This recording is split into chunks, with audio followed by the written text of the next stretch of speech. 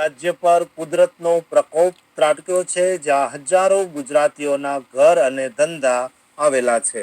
આકાશમાંથી વરસી રહેલી સફેદ આફતે જનજીવનને બરફની ચાદર નીચે ધરબી દીધું છે અને ગવર્નરે તાત્કાલિક અસરથી સ્ટેટ ઓફ ઇમરજન્સી જાહેર કરી દીધી છે. શું ન્યૂ જર્સીમાં વસતા આપણા લાખો ગુજરાતી ભાઈ બહેનો સુરક્ષિત છે? શું તેમના ગેસ સ્ટેશન, મોટેલ અને સ્ટોર્સ આ ભયાનક તોફાન સામે ટકી શકશે? અને આ બરફના પહાડો વચ્ચે જીવ બચાવવા માટે કઈ સાવચેતી રાખવી અત્યંત અનિવાર્ય છે, તે બધે જ આપણે જાણીશું આજના આ ખાસ અહેવાલમાં, જે તમને હચમચાવી દેશે.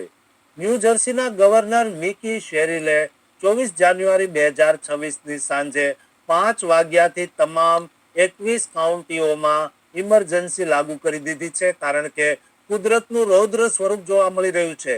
હવામાન વિભાગના ડેટા મુજબ ઉત્તરના વિસ્તારોમાં 12 થી 18 ઇંચ જેટલો ભારે સ્નો પડી રહ્યો છે, જ્યારે સેન્ટ્રલ અને સાઉથ એરિયામાં પણ 8 થી 12 ઇંચ બરફની આગાહી કરવામાં આવી છે.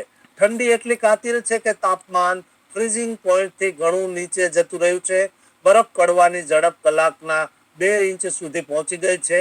આ પરિસ્થિતિમાં સરકારે તમામ હાઈવે પર કોમર્શિયલ વાહનો અને ટ્રેલર્સ માટે ટ્રાવેલ બેન લગાવી દીધો છે અને એરપોર્ટ પર 1100 થી વધુ ફ્લાઇટ્સ રદ કરી દેવામાં આવી છે. એડિસન, આઇસલીન, સાઉથ પ્લેનફિલ્ડ અને જર્સી સિટી જેવા વિસ્તારોમાં જ્યાં 1 લાખથી વધુ ગુજરાતી અને પટેલ સમાજ વસે છે, ત્યાં જાણે જિંદગી થંભી ગઈ છે. બરફ પડતા પહેલા જ ઇન્ડિયન ગ્રોસરી સ્ટોર્સમાં લોકોની લાંબી લાઈનો જોવા મળી હતી અને પેનિક બાઇંગના કારણે દૂધ, બ્રેડ અને પાણી જેવી ચીજ વસ્તુઓ ખૂટી પડી હતી. સબર્બન એરિયામાં રહેતા ગુજરાતીઓ માટે ઘરની બહાર નીકળવું પણ મુશ્કેલ બન્યું છે અને લગભગ 6000 જેટલા ઘરોમાં પાવર આઉટેજના કારણે અંધારપટ છવાઈ ગયો છે, જેના કારણે હાઇપોથર્મિયાનું જોખમ વધી રહ્યું છે. ગુજરાતીઓ દ્વારા ચલાવવામાં આવતા ધંધા જેવા કે મોટેલ, કન્વીનિયન્સ સ્ટોર્સ અને ગેસ સ્ટેશનો પર આ તોફાનની ગંભીર અસર પડી છે. સ્ટોર્સમાં ભારે ભીડ અને સ્ટોક ખૂટી પડવાની સમસ્યા છે, તો બીજી તરફ ટ્રાવેલિંગ બંધ થવાના કારણે મોટેલ્સમાં ગેસ્ટનું આગમન અટકી ગયું છે અને રસ્તાઓ પર બરફ જામી જવાથી ગ્રાહકોનું આવવું અશક્ય બન્યું છે.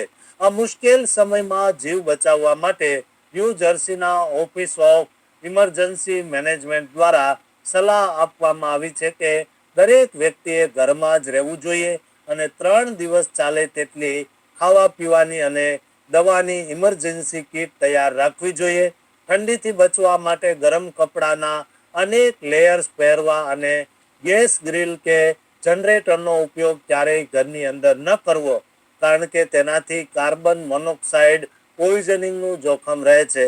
ધંધાર્થીઓ માટે પણ ખાસ સૂચના છે કે પાવર આઉટેજ દરમિયાન ફ્રીજમાં રાખેલી વસ્તુઓ બગડે નહીં તેની કાળજી લેવી અને પાર્કિંગ એરિયામાં સ્લીપ એક્સિડન્ટ ન થાય તે માટે તરત જ બરફ સાફ કરવાની વ્યવસ્થા રાખવી.